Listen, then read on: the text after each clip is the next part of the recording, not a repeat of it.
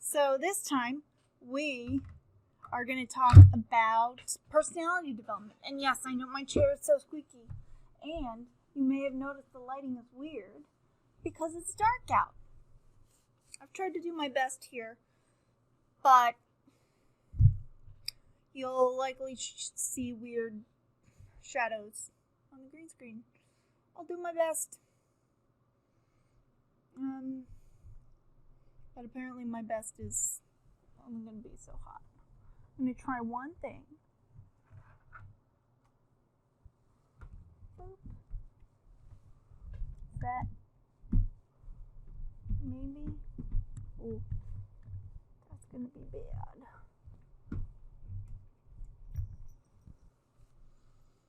Well, at least the light will be balanced. We'll find out. If you don't see this, that means it was terrible. And if you do, I decided it wasn't that terrible. Ooh, shit. This is going to be an experience. But yeah, so this time we're talking about personality development. Last time we talked about sources of stability and just all the ways that personality can kind of stay the same and continuous over time.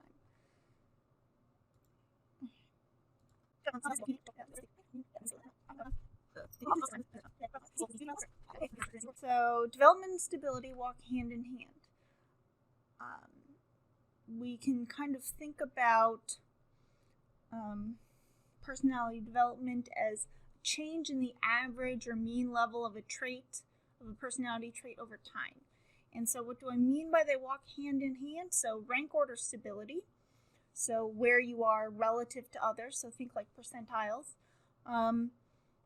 and mean level changes can occur at the same time, as I kind of illustrated with all the Beatles diagrams that were for my own joy. So how can we see this in data? So early studies look at cross-sectional findings. So what a cross-sectional study is a survey of different people at different ages. So you're looking at a snapshot. Most political polling are snapshots in this way, and there's this tendency to see that like higher levels among 60-year-olds versus like lower levels among like 30-year-olds means that 30-year-olds will slowly become that higher level 60-year-old, but that's not exactly because we're comparing 30-year-olds now to 60-year-olds now, not the 60-year-olds from 30 years, or the 30-year-olds from 30 years ago who then become the 60-year-olds. It's hopefully it'll be a little more clear as I go on. So I'm actually going to talk about some studies that look at age differences in personality across the lifespan from McCrae. So this is looking at personality across ages and cultures, and it looked at, okay, so I have the next slide has illustrations, which is where I'm going. So they surveyed 4 age groups, so 18 to 21-year-olds, so the youths, you guys, essentially. 22 to 29-year-olds. The young professionals, and then they lump the 30 to 49-year-olds. That seems like a bigger spread. But, sorry, I've only recently transitioned between those 2 cohorts. But anyway, and then they looked at 50-plus-year-olds across 5 different countries.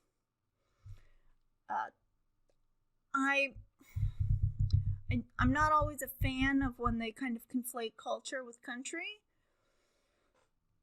but in the late 90s, they tend to do that a little more than they do now. So anyway, they looked at Germany, Korea, Croatia, Portugal, and Italy, and they looked at measures of the Big Five, and they compared the average scores of people in those different age bands. And so I'm going to illustrate right Now, yes, okay. So here we're looking at the German sample. And for neuroticism, the younger folks are at the beginning. So this is sorted by age for those that are struggling with the color choices here, which I am regretting a little now. But you can look here that average levels of neuroticism differ by age group. They seem to be higher among the young folks, and then they seem to level off. You'll notice that even my language here is kind of is wanting to make that leap from looking at snapshots to like looking, just pretending these are the same people across time. They're not. So here we've got 30-year-olds, or the young people, super neurotic. They get the older people, us old fogies, are closer to, well, slightly below average levels. So they below 50 when you get older. And I keep doing it here. In extroversion, higher levels when you're younger, lower levels when you're older. In the sample, openness, less open for higher ages. And agreeableness seems to be a pretty flat line, except in the last age group, where they're super agreeable relative to everybody else. And conscientiousness looks like that increases by age. Not with age, by age. Now, here, if we look at the Korean sample, we see some similarities, right? We see that there are higher levels of neuroticism at younger ages. We've got a decline in extroversion, but less of a steep drop-off for openness, and more gains in agreeableness over time. And conscientiousness doesn't have this giant spike. If we look back here, and then go back. So there seem to maybe be some trends, but we really can't compare the way that I keep wanting to, even though I've forewarned you. It just comes out in your language when you describe these.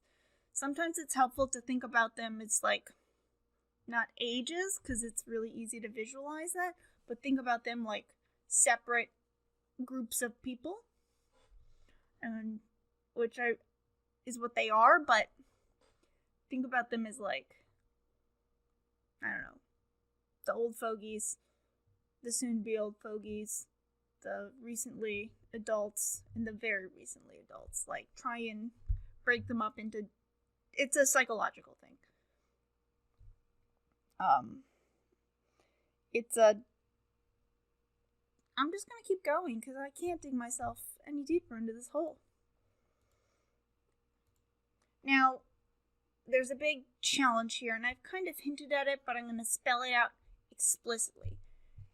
There's more reasons why people will differ by those age groups than just the fact that they're older versus younger. So people of different ages may differ because they grew up in different social environments. So cohorts, like the millennials, are really obsessed with avocado toast because obviously the 2008 housing crisis totally caused that.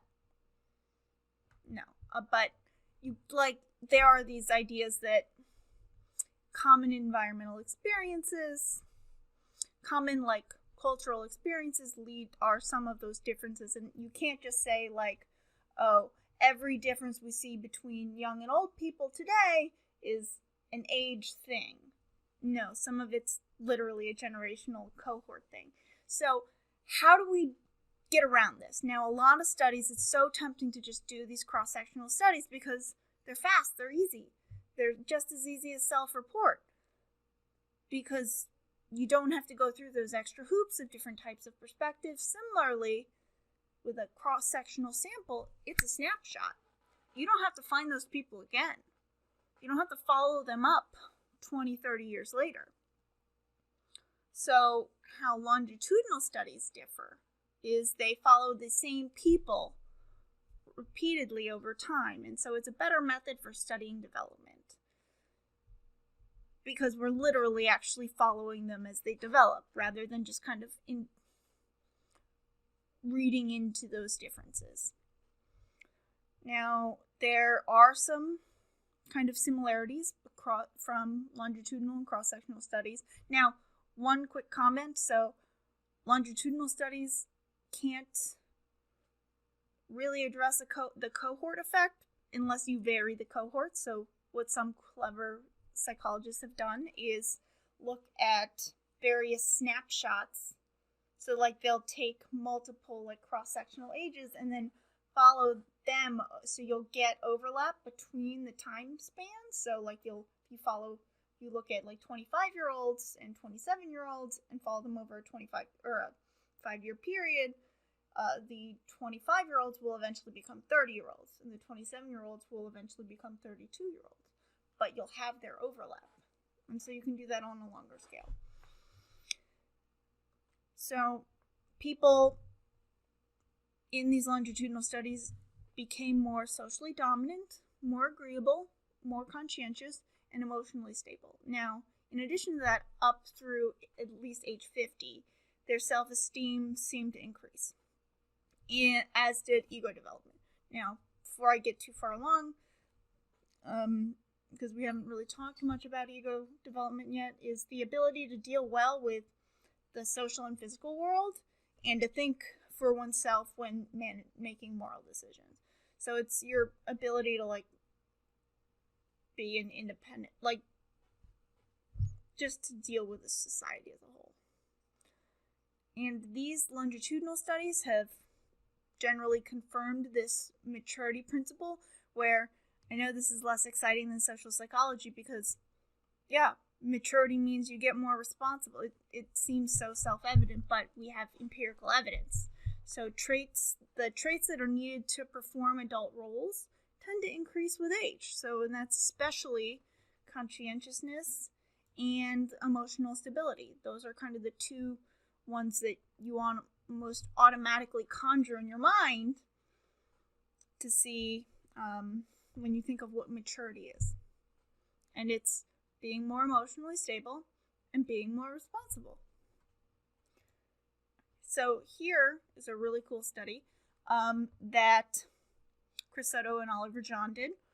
And they compared cross-sectional and longitudinal effects.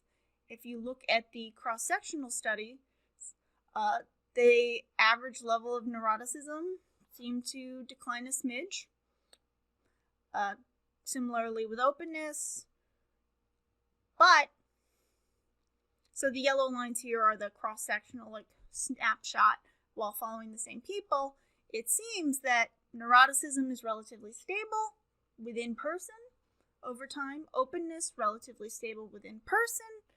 Extroversion also doesn't seem to actually increase with time.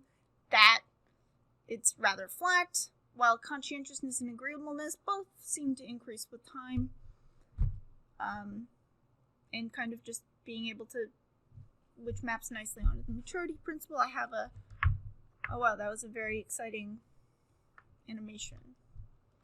We're going to do it again, because I spent way too long trying to get that to work. Yeah, no. Anyway, that was very exciting, I know. But, so, the differences between these two approaches illustrate cohort effects. So, it seems that the 60-year-olds that they sampled initially were just, like, it doesn't seem that the aging process makes you more close-minded. These folks were more close-minded to begin with. That's the basic idea. Now, when you break this down into facets, so, like, the narrower aspects of the trait, like, so we're going to look at neuroticism and extroversion. So with neuroticism, irritability was pretty stable, as is anxiety. I mean, anxiety seems to increase a little, but not huge, while rumination and depression both seem to decline with age. and these are all the longitudinal aspects, versus, oh, I'm sorry, I don't know why I arranged them this way. So the extroversion domain's down here, and assertiveness seems to increase, gregariousness seems to decrease, and those two actually just cancel each other out. And so sometimes you lose out on lower level changes when you average across.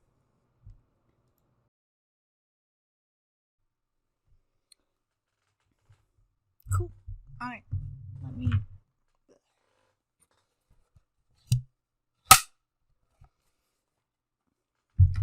Okay, so I'm probably going to cut this in and you'll notice some lighting changes. So we'll see how much info I include. But yeah, so all the personality development findings that we've been talking about refer to average levels. So they're not to say that everybody changes the same way. People change, and we'll cover like actual personality change, but personality continues to change even into old age.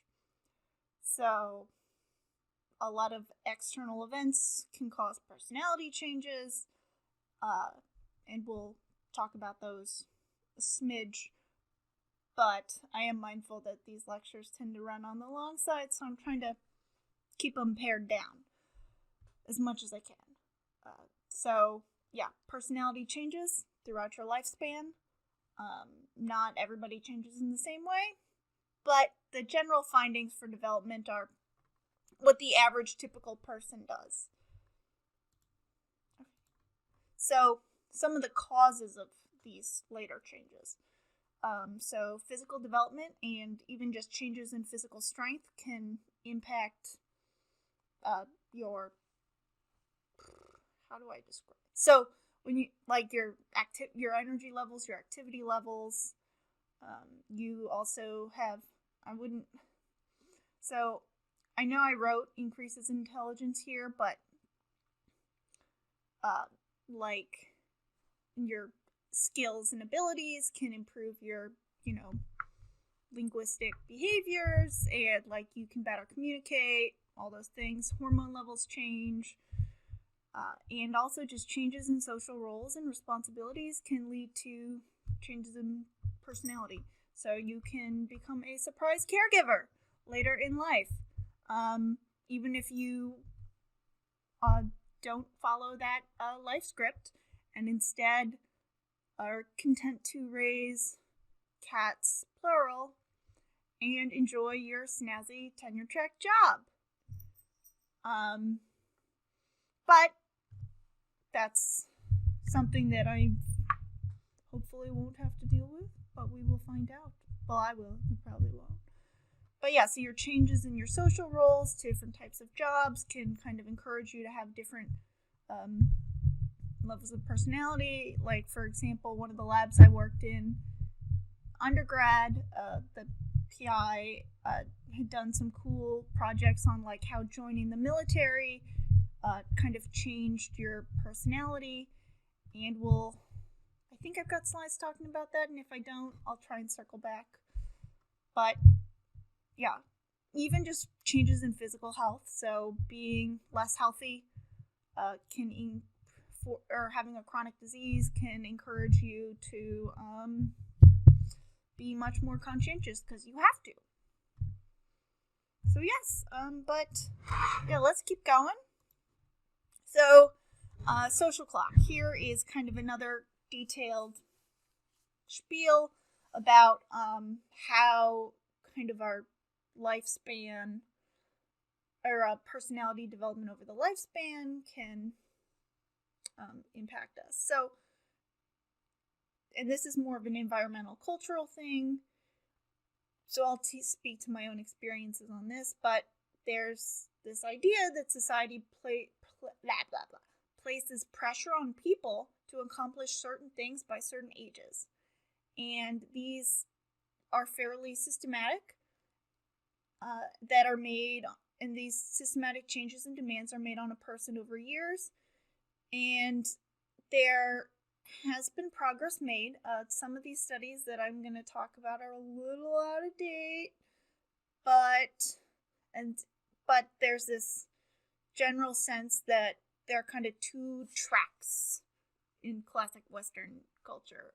This masculine role track, where your career is established by your late 20s, and you have focused on that, versus kind of a more feminine, and these are the book's terms, track where you establish a family, you get married by your early to mid 20s, and then if you don't fit that, even if you choose very deliberately to take that masculine career role and are wildly successful in it, some people who's might be my grandma, for a long time couldn't really wrap her head around it, that I would choose to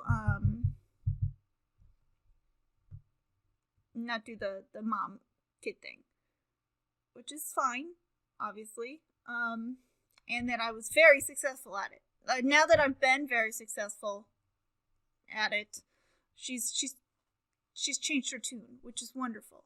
I think it helped her once I got the job, the tenure track job. She was able to see it better, but there's a lot of societal pressure on women to have achieved both of, or at the very least achieve the family one, and if you hit 30 and you don't have,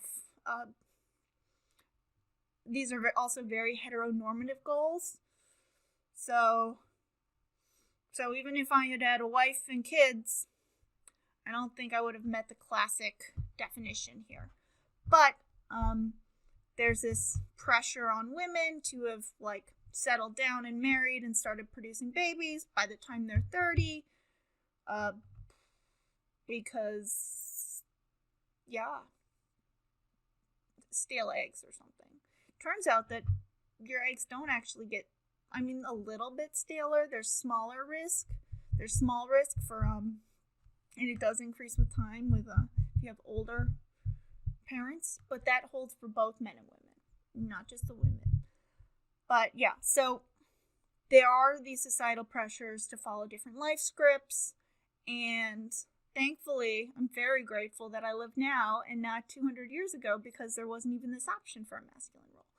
But the point that I have kind of segued off from is that they did some cool longitudinal studies in the 60s to 80s that need to be updated, but there was this idea that they found that if you followed either the feminine clock or the masculine clock, you reported higher levels of contentment and satisfaction than if you followed neither. So if you kind of made your own.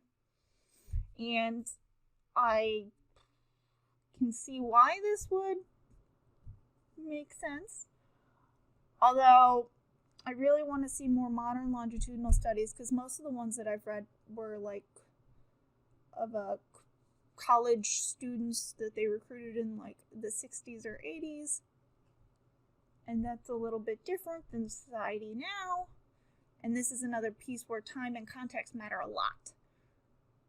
But yes, and I can also imagine that if they had done this study 100 years ago, the handful of women that chose to pursue that masculine career probably weren't as satisfied, given that they were unlikely to reach there.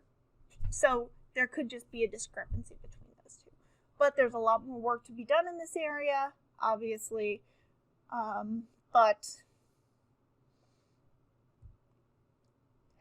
just as a PSA, please don't follow one of these rules just because you've read one study that says, on average, people are more satisfied if they pick one. They're probably more satisfied because they picked one and met the clear criteria, whilst people who weren't nicely categorized into either, it's likely that they, you know what, just talk to me during office hours if you want my spiel on the methodological problems with this kind of study. But yeah, let's keep going because I know y'all got places to be. And even on double time, it's a lot of lecture. Alright, so, and we'll talk more about goals in a bit. But there's this cool thing about how your goals change over time, and we'll talk about some personality processes and things like that related to goals. But, and I know this may feel like, well, duh, young people focus on the future, but there's empirical evidence to support this, which is kind of cool. So your goals change across the lifespan. So when you're younger, and we'll talk more about kind of how these fall into different roles, but when you're younger, they're focused more on the future and where you're going, versus when you're older, they focus on things that are emotionally meaningful. And what I mean by these are like family, regulation of emotional experiences. They're a little more shorter term. And these are definitely related to a breadth of perspective about time. And I'm sorry if I can't edit out the very, very loud AC. We'll see. Hopefully I can edit it out so then you have no idea what I'm talking about. Alright, so next time we're going to talk about personality change. And like I said earlier, while these mean development levels are a thing, you can change your personality, and I'll talk about it's essentially habit formation, which is kind of straightforward and cool. And I'll kind of lay out some of the ways that it works, and we'll go from there.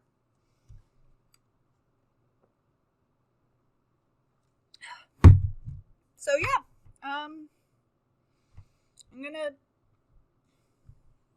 see y'all later. Bye-bye. We're gonna pretend that I'm gonna move off pane, and I'm just gonna cut like here or here. I'm not sure yet. But anyway, bye-bye.